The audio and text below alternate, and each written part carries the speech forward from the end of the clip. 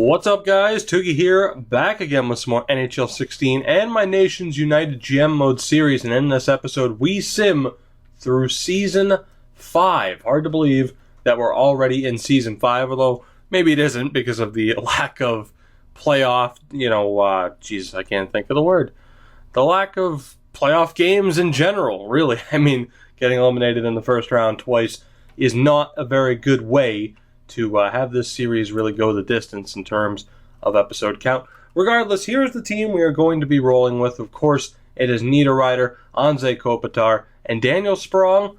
I don't know how this will work. I mean, we saw what he did last year, winning the Calder. He is a third line forward, but we're going to put him on the first line just out of sheer necessity. Second line is Kevin Fiala with Leon Draisaitl and Nikolai Ehlers. Of course, they've been a line for a decent amount of time. Third line will be Tobias Rieder with Devin McIntyre and George Welch. So two of our new guys are in there on the third line where they're projected to be. The fourth line, Tim Bozon. He's somehow a minor league player despite being an 82 overall. He is with Rodrigo Abols, who is actually a fourth line forward, and Sven Berchke. Simply put, Rieder is there over Berchke because Sven Berchke is now beyond his progression time. He is 27, so that kind of sucks to miss out on him.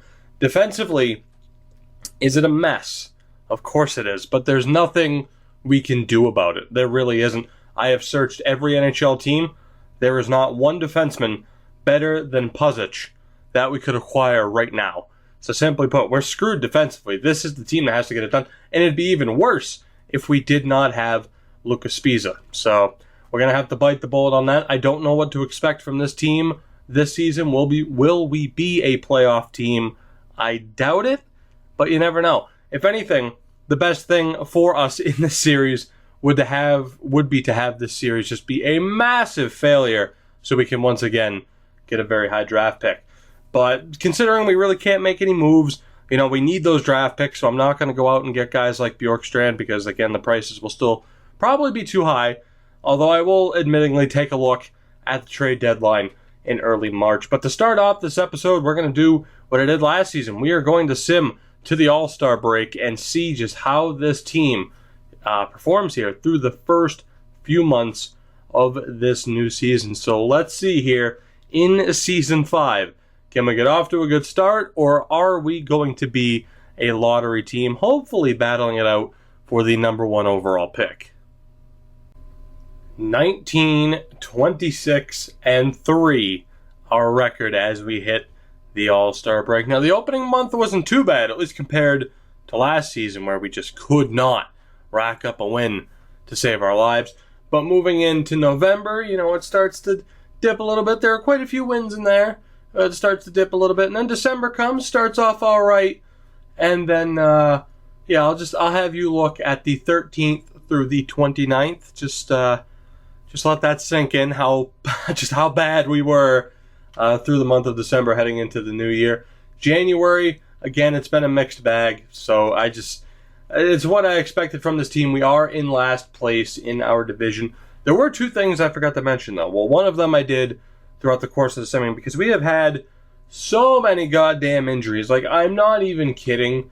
Mirko Mueller has been injured at least 5 times. Like, it's been ridiculous. Draisaitl's been injured now for the 3rd time. Bozon was injured at 3 different points. It's been rough. It's been a really rough go of things. I have changed some of the player types and positioning just because I've had to go with best lines so often. Everyone there is the same. Kevin Fiala's been switched from a sniper to a playmaker. We moved McIntyre to center. What else did we do? We changed somebody else. George Welch has been moved from a playmaker to a sniper. Bozon from a playmaker to a sniper. Defensively, Colin Fontana, despite being 6'7", we've moved him from defensive D to two-way, mainly due to his skating and shooting category. Roman Josi is now an offensive defenseman. But, I mean, it's the same problems. The same problems have plagued us. The goalies can't really get anything done because the team in front of them just simply aren't good enough. Let's see, Leon Draisaitl right now is having a decent season. I do want to take a look at how some of these guys are doing. Niederreiter's doing all right. Kopitar is doing fantastic, and Sprong as well, being on that first line. Fiala, pretty disappointing, but you can see why we moved him to a playmaker. He just doesn't score goals. Devin McIntyre, 20 points so far. Nikolai Eller's doing well. Reeder's okay. Rodrigo Abols, pretty disappointing. Welch, 12 points. I don't know why I read those as 8s. Bozon, not doing too great. Gotch, of course, is just a fill-in. He plays when I'm just tired of having to call people up from the AHL. And Sven Berchke not doing too great. He's bounced between the 3rd and 4th line. Now, the other thing I wanted to say, it is very obvious. We need a right-handed defenseman. The good thing is help is on the way. Burmistrov is right-handed. Mogilny is right-handed. Kondratiev is right-handed. And Josh McKee is right-handed. So the good news is that the right hand, and Jason Monador is another one. I could have sworn there was one more, Volchenkov, but I don't think he'll end up making the NHL. Point being, help is on the way. But we have to suck for a while. Even with this lineup that has some very good players, we're just simply going to have to suck for a while before it all comes together. So at this point, I am certainly hoping that we end up competing more for the first overall pick rather than a playoff spot. I do want to quickly take a look at the standings to see if that is the case.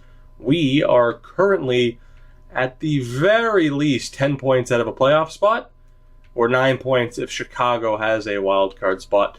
So not looking too good. Our playoff hopes are not looking too good at all. We are 3rd bottom in the league. The Ottawa Senators and the Edmonton Oilers are a special kind of suck right now. So that might hurt our chances, but if we were to win the lottery again, that would be very good for us.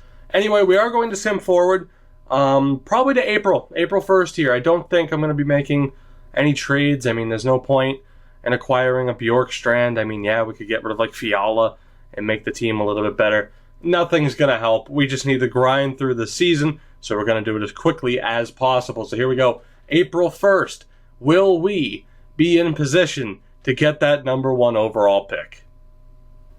We've arrived. It is April 1st, and we currently have a 36, 35, and 5 record. The Iowa Wild also not doing that great. Believe it or not, we're not in last place in our division. We are currently in 5th. Unfortunately, only one of the wild card spots belongs to the Central Division. And unless a miracle happens, we are not catching the Avalanche, and we will not catch the Anaheim Ducks. It would take 86 points to be in one of those wild card spots. We are 9 points back of Anaheim. That is not going to happen, especially with some of our injuries right now. Again, it's been ridiculous. Mueller's been hurt at least another 3 times. Sprong has been hurt at one point. Right now, Niederreiter's hurt for, I believe, the 3rd time this season. So we've had a very rough go of things. The good thing is we have gotten some good progression. Damian Riot's been up on the roster now for quite a bit. He's up now to an 80 overall. As you can see, he's played 23 games. So that kind of shows you how many injuries we have had so far this season. As you can see, Mueller has just returned. I'll show you guys like a full look at the prospects. But Burmistrov has also hit an 81 overall at certain points. Obviously, right now he's an 80. But things are looking up for us. I really think it might take another year after this one, but that's when we're really going to start making progress, having defensemen where they should be, not having minor league guys, as a top 4 defenseman in the NHL just by necessity. I'm not even going to care about putting in the backup goalie, putting in Weber for either the Chicago or Dallas game. I just want this season to be over. I won't even care about the scouting right now anyway, because it's not going to matter. Again, we only have a handful of people that we can pick anyway. Right now, are we going to win 40 games? That's the question. All right, scouting, screw you. 40 games? No, just short. 39, 38, and 5 on the season. We're going to finish above the Blackhawks, which is certainly an accomplishment. But yeah, we are missing the playoffs by a considerate amount of points. Let's see. So Avalanche 92. We missed the playoffs by 9 points, which is a pretty big margin. But since the regular season has ended, we can take a look at player stats really quick. And of course, I will sim to the end of the season, and we'll take a look at the playoff brackets, the awards, and all the other good stuff. But now that the season's over, Anze Kopitar, once again our leading scorer, 71 points. I am so sorry that we are wasting the prime of your career. I really am. Daniel Sprong missed 2 games this year. He finishes with 49 points. Not too bad for an 83 overall player who's projected to be on the third line. Roman Josi, 48 points. Nikolai Ehlers, 48. Draisaitl, only 42 points, but as you can see, he missed a lot of time. Same with Niederreiter, only 40 points, but he played the same amount of games as Draisaitl. McIntyre with 37 points. Fiala with 36. Welch, only 19 points on that third line. He played a little bit on the fourth line when I went with best lines, and I put Berchke on the third ahead of him. But certainly some low goal totals, a lot of injuries, just overall a season to forget for this team. I'll take a look at the goalies, and I don't even want to spotlight them because I feel so bad. And actually, that's not bad. Merzlikins at 914 and Weber at 913. Weber, as you can see, didn't play as much as he normally would, especially towards the back half of the season. I just said, fuck it with putting him in. I just wanted this season to be over with. But overall, that's not too bad. Since we're already looking at goalies, let's see who was and it was Carey Price. That's who the best goalie was this season. Carey Price, Mrazek, and Hellebuck all up there. Rookie skaters, I mean, we have a couple of guys in the running, do we not? I don't think anyone's going to be taking home that award. Anthony Beauvillier will for the New York Islanders. Hopefully he does that for us in the near future as well. Pascal LeBerge, none of our guys, that's for sure, and I don't believe we had any rookie goalies. We'll take a look at the full list of skaters. Crosby and Stamkos, both with 102. Ivan Provorov is, Jesus Christ. Well, he certainly wasn't that good in the Vancouver series. 86 points, a 92 overall.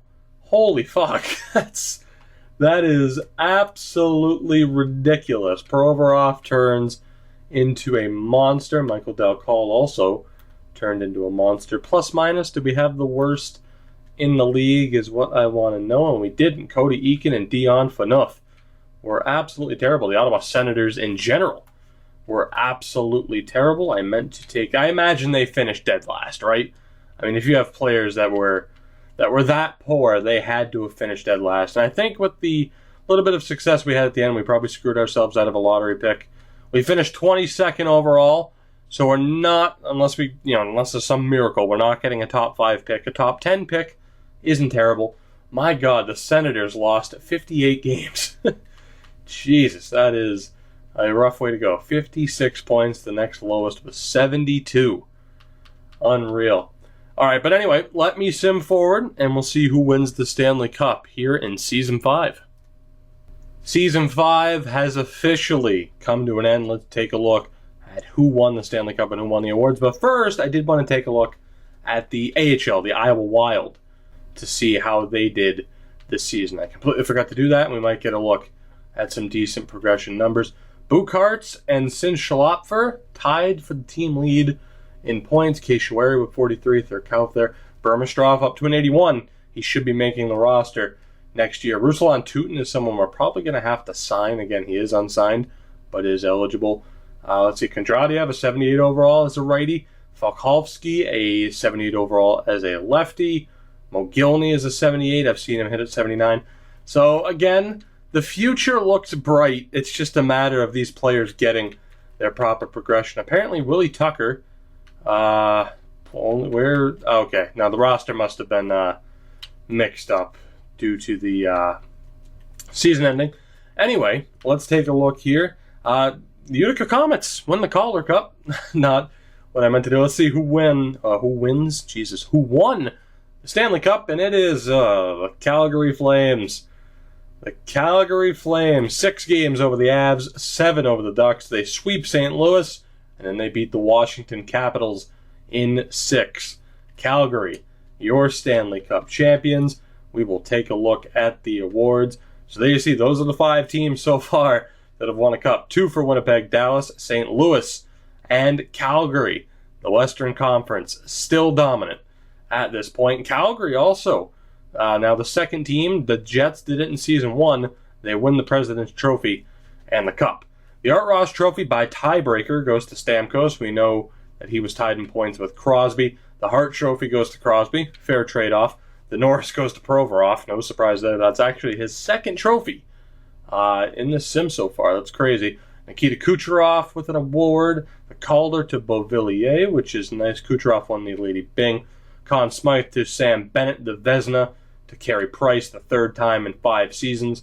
No surprise there. The Selke to Bergeron for the 4th consecutive year. The Lindsay to Crosby. And Jeff Skinner led the league in goals. That is out of nowhere. Let's see if we won any hardware down in the AHL. That would be nice. To the Iowa Wild take home any awards. Yuri Hudler was an AHL player. That's not even fair. That is not fair at all to anybody else in this league. The Eddie Shore Award goes to Martin on Rochester for the 2nd year in a row. Hudler, Neuwirth, and we did not pick up a single award yet again with either team. So, I hate to say it, but another throwaway season. I am looking forward to the draft. I am very much looking forward to the progression of some of our players, too, as we head in to the next season. But guys, that'll do it for this episode. Again, I hope you enjoyed. Still no playoffs for this team, but soon I have a feeling that we will once again be a competitive team if all things go our way. As always, though, if you have enjoyed, make sure to hit that like button to help out the channel. Subscribe if you haven't already. And hey, if there's anything you'd like me to, change, any feedback in general is what I'm saying, is more than welcome. But yeah, that does it for this one, guys. Again, thank you so much for watching, and I'll see you next time.